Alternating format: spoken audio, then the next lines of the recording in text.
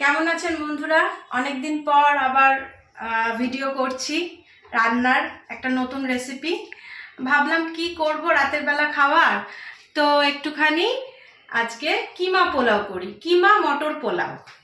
তো আমি শীতকাল চলে যায়, তো আমি কিছু মটরশুঁটি, কড়াইশুঁটি আর কি, সেটা ছাড়িয়ে ফ্রোজেন বানিয়ে রাখি। সেই ফ্রোজেন মটর দিয়েই করছি। এখনো অবশ্য পাওয়া যাচ্ছে, পুরোপুরি পাওয়া যাচ্ছে না বাজারে তা নয়, মটরশুঁটি এখনো পাওয়া যাচ্ছে। তো যাই হোক, রাতের বেলায় সবসময় তো অত elaborately chicken biryani, mutton biryani করতে পারা যায় না, বা মাঝে মাঝে এটা ওটা খেতে ইচ্ছা করে। তো সেই জন্য আজকে একটু ভাবলাম চিকেন মটর পোলাও করি। তা কি কি লাগছে চলুন দেখে নিই এই রেসিপিটা করতে, তারপরে তো স্টেপ বাই স্টেপ আপনারা দেখতেই পাবেন। লাগছে বোনলেস চিকেন। আমি বোনলেস চিকেনটা নিয়ে এসে নিজের মতো করে একটু কেটে নিয়েছি, খুব বেশি কিমা করিনি, কারণ চিকেন তো ছেড়ে যায়, সেই জন্য খুব বেশি কিমা করিনি, একটু কিমার থেকে বড়ই রেখেছি এরকম, যেটা আমরা করার সময় আরেকটু ছোট হয়ে যাবে। এটা ওই 300 গ্রাম মতো চিকেন আছে বোনলেস। আচ্ছা, আমরা রাতে খাবো বলে সেই জন্য খুব বেশি করিনি, চাল নিইনি। আমি এক বাটি মতো, বড় বাটির এক বাটি চাল ধুয়ে ভিজিয়ে রেখেছি। এটা হচ্ছে আপনার বাসমতি চাল, আপনারা ঘরের চালেও করতে পারেন। আমি আজকে একটুখানি আপনাদের সাথে শেয়ার করব বলে বাসমতি চালেই করলাম। এটা বাসমতি চালে করলে খেতেও ভালো হবে অবভিয়াসলি। তো এক বাটি মতো বাসমতি চাল ভিজিয়ে রেখেছি 1 ঘন্টা মতো। আর লাগছে কুচনো পেঁয়াজ, 4টে মাঝারি সাইজের, এর মধ্যে কুচনো পেঁয়াজ রয়েছে। আর রয়েছে 1 বাটি মতো মটরশুঁটি, যেহেতু এটা কিমা মটর পোলাও সেজন্য মটরশুঁটি তো লাগবেই। আর এটা হচ্ছে আপনার দুধের মধ্যে একটুখানি জাফরান রং মেশানো, আর 1 চামচ গোলাপ জল, 1 চামচ কেওড়ার জল মিশিয়ে এটা একটা মিশ্রণ তৈরি করে রেখেছি। আর চিকেন ম্যারিনেট করার জন্য লাগছে যা যা মশলা, সেটা হচ্ছে নুন, জিরের গুঁড়ো, ধনের গুঁড়ো, লঙ্কার গুঁড়ো, গরম মশলা গুঁড়ো, আর 1.5 চামচ মতো পেঁয়াজ আদা রসুন বাটা। এটা পেঁয়াজ আদা রসুন আর একটু কাঁচা লঙ্কা এর মধ্যে বাটা রয়েছে, 1.5 চামচ মতো নিয়েছি, কারণ চিকেন অনুযায়ী এটা নেব। খুব বেশি মশলা গ্যাদগ্যাদে হবে না, মানে ফ্লেভারটা যাতে ঢোকে এটার মধ্যে, সেই রকমভাবে যতটা মশলা দরকার সেটা আমরা নিয়েছি। আর লাগবে সামান্য টক দই। টক দইটা আমি ম্যারিনেট করার সময় আপনাকে দেখিয়ে দিচ্ছি, 1 চামচ মতো টক দই লাগবে। চলুন তাহলে ম্যারিনেশনটা শুরু করি। চলুন চিকেনটা ম্যারিনেট করে নিই। ম্যারিনেট করার জন্য জাস্ট দাঁড়ান, 1 চামচ মতোই একটু টক দই নেব, বেশি, ব্যাস এইটুকু নিলেই হবে, খুব বেশি টক দই নেওয়ার দরকার নেই, অল্প একটু নিলেই হবে। এটার সাথে আমরা এই মশলাগুলো দিয়ে দেবো, যেটা আপনার রয়েছে জিরের গুঁড়ো, ধনের গুঁড়ো, লঙ্কার গুঁড়ো, মশলা বাটা মশলাটা, গরম মশলা গুঁড়ো আর নুন, সবটাই দিয়ে দিলাম। মানে বিরিয়ানির চটজলদি ভার্সন বলতে পারেন, টুক করে বানিয়ে নেওয়া মুখরোচক একটা রেসিপি, দিনের বেলা হোক বা রাতের বেলা হোক এটা ভালো লাগে খেতে। এবার এটা সব শুদ্ধ মাখিয়ে 1 ঘন্টা মতো রেখে দেবো। যদি তাড়া থাকে তাহলে আধ ঘন্টাও আপনারা রাখতে পারেন। এটার মধ্যে আমি হলুদ দেব না, হলুদ ছাড়া, যেরকম বিরিয়ানিতে হলুদ চলে না সেরকম আমি এটা হলুদ ছাড়াই বানাবো, সেই জন্য এই মশলার মধ্যে কোনো হলুদ আমি দিলাম না।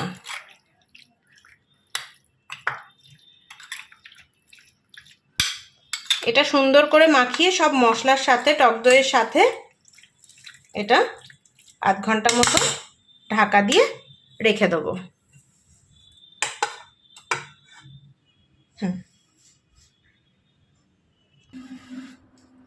বন্ধুরা, কড়াইতে একটু বেশি করে তেল গরম করে নিয়েছি।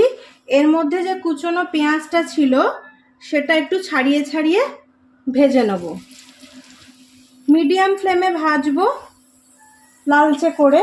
খানিকটা পেঁয়াজ ভাজা তুলে রাখবো, আর খানিকটা চিকেনটা আধ ঘন্টা ম্যারিনেট হয়ে গেছে সেটা দিয়ে করব। এটা একটু পেঁয়াজটা হালকা হাতে ভালো করে ছাড়িয়ে ছাড়িয়ে ভেজে নেব।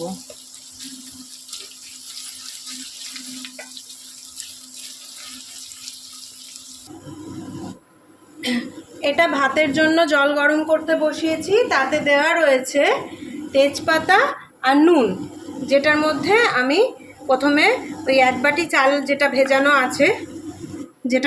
আছে 1 বাটি চাল, এইটা আমি একটু ভাতটা করে নেব। ভাতটা পুরোটা করব না, হাফ ডান করব, মানে একটুখানি রাখবো ভাতটা করে নেব, তাহলে রান্নাটাও তাড়াতাড়ি হবে আর এই ভাতের মারটা ওর মধ্যে বসে যাবে না।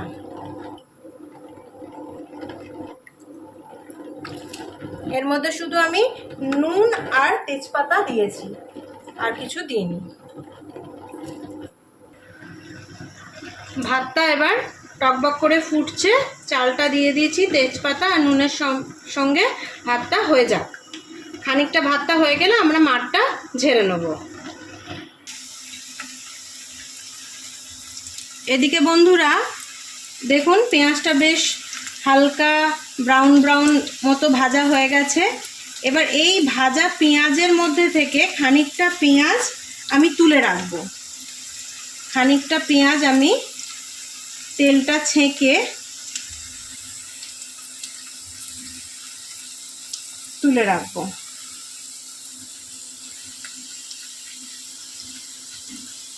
এটা একটুখানি ওপর থেকে দেওয়ার জন্য রাখলাম, চাইলে নাও দিতে পারেন। হ্যাঁ, একটুখানি আমি ওপর থেকে দেওয়ার জন্য এটা তুলে রাখলাম। আর বাকি যে পেঁয়াজটা রয়েছে তার মধ্যে এবার আমি ম্যারিনেশন করা চিকেনটা দিয়ে দেবো।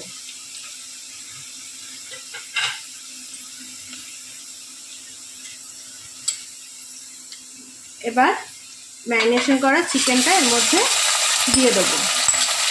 এটা আধ ঘন্টা মতো ম্যারিনেট হয়ে গেছে।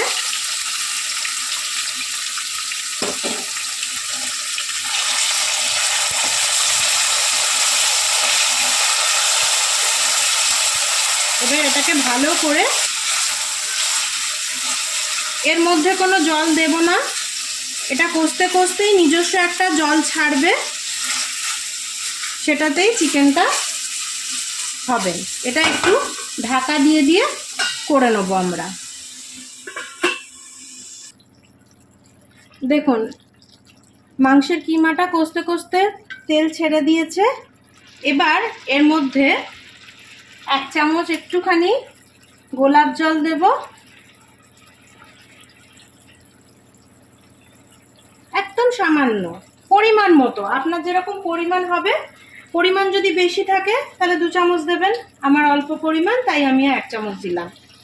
আর একটু কেওড়ার জল, দুটো জল মিশিয়ে এর সাথে ভালো করে মিশিয়ে এটাকে আরেকটু কষিয়ে নেব, আর একটু কষা কষা হবে। চলুন আমরা এবার ভাতটা একবার দেখে নিই, ভাতটার কি অবস্থা।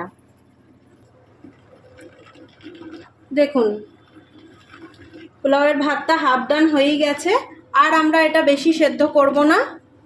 এবার এটাকে আমরা মারগেলে নেব, মারগেলে নিয়ে রাখবো, তারপরে আমরা মাংসের সাথে সেট করে দেবো।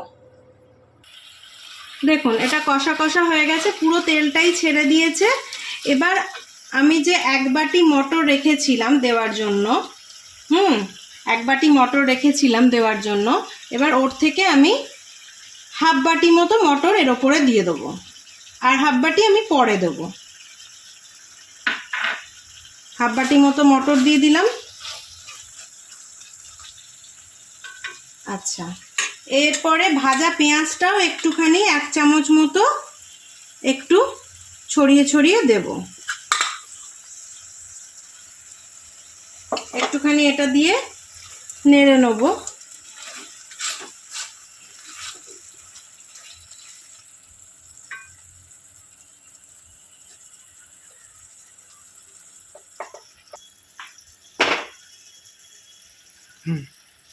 এবার আমরা ভাতটা যেটা করে রেখেছি সেটা এর উপরে দিয়ে দেবো। এটা এবার এর মধ্যে গরম ভাতটা দিয়ে দেবো। গরম ভাতটা দেওয়ার পর সুন্দর করে এটা সাজিয়ে নেব। ফ্লেমটা একদম সিম করা থাকবে। এরপরে আমরা ভাজা পেঁয়াজটা দিয়ে দেবো, একটুখানি ছড়িয়ে ভাজা পেঁয়াজটা দিয়ে দিলাম। মটরশুঁটিটা ছড়িয়ে দিয়ে দেবো সুন্দর করে। বাকি মটরশুঁটিটা চারিদিকে ছড়িয়ে দিয়ে দেবো।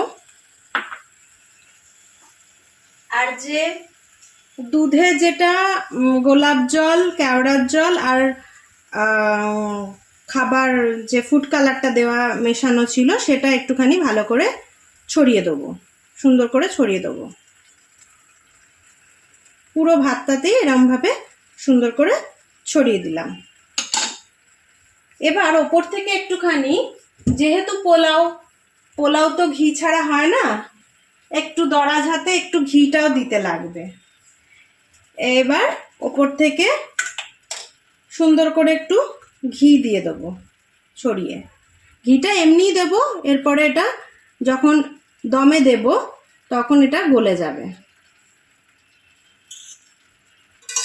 1 চামচ বড় চামচের মতো আমরা ঘিটা দিয়ে দিলাম।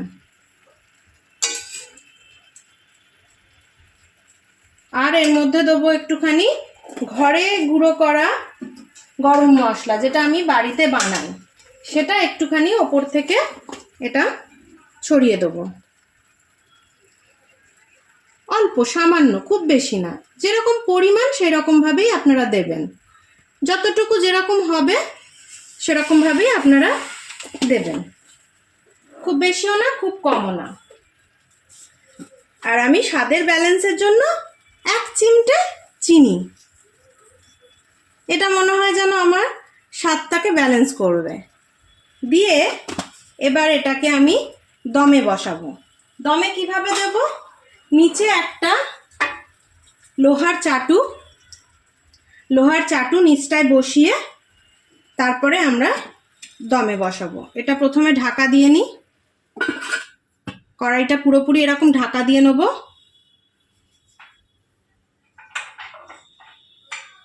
ঢাকা দিয়ে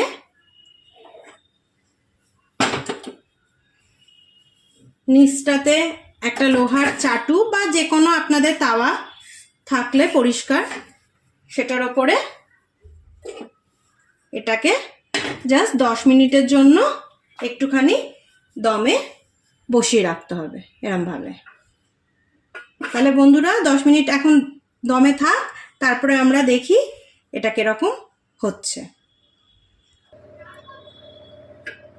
বন্ধুরা দেখুন সুন্দর দম হয়ে গেছে, সুন্দর দম হয়ে গেছে। বুঝতে পারছেন কি সুন্দর হয়ে গেছে কিমা মটর পোলাও। এবার এই কিমার সাথে রাইসগুলো একটু মিশিয়ে নিলেই সুন্দরভাবে এটা পরিবেশন করা যাবে। চলুন আপনাদেরকে একবার পরিবেশন করে দেখিয়ে দিই। দেখুন এটা একটুখানি ঝাঁকিয়ে নিয়েছি, এবার এটাকে পরিবেশন করব সুন্দর করে। কিমা সমেত রাইস দিয়ে কিমা মটর পোলাও। দেখুন, মানে এটা শর্টকাটে বিরিয়ানিও বলতে পারেন। খেতে খুব সুন্দর হয় বন্ধুরা, আপনারা অবশ্যই বানিয়ে খাবেন। কেমন লাগলো আমাকে জানাবেন। পছন্দ হলে রেসিপিটা শেয়ার করবেন। আর সাবস্ক্রাইব করবেন, সাবস্ক্রাইব করার সময় বেল আইকনটা প্রেস করে দেবেন, যাতে সুন্দর সুন্দর রান্না দিলে আপনারা খেতে পারেন, করতে পারেন। তাহলে কেমন হলো জানাবেন। এটা আমি আমার ছেলের কাছে টেস্ট করিয়ে সার্টিফিকেটটা চাইবো যে কেমন হয়েছে। আমার অনেকে টেস্টার আছে, শুধু ছেলে নয়, একটা ছোট ছেলে আছে, একটা বোন কাম বন্ধু আছে, সবাই আছে। তো তাদেরকে আমি টেস্টটা করাবো, কেমন হলো সেটা জেনে নেবো। আর আপনারা নিজেরা বানিয়ে জানাবেন আমাকে কমেন্টে যে কেমন রেসিপিটা হলো। ঠিক আছে বন্ধুরা, তাহলে ভালো থাকবেন, টাটা।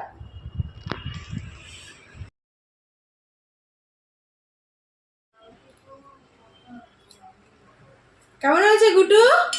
দারুণ, অবশ্যই কমেন্টে জানাবেন, আপনারাও বানাতে পারবেন। একদম একদম, এটা হচ্ছে আমার পুচকে ছেলে, ও আমার একদম লয়াল টেস্টার। হ্যাঁ, কেমন হয়েছে পিস কিমা পোলাও? এটা বিরিয়ানি। ও, ওর কাছে এটা বিরিয়ানি, একদম ঠিক। তাহলে কেমন হয়েছে বলে দে বাবু। ভালো হয়েছে, সবাই অবশ্যই বানাতে পারবেন এরকম দাওয়াতের বিরিয়ানি। আরে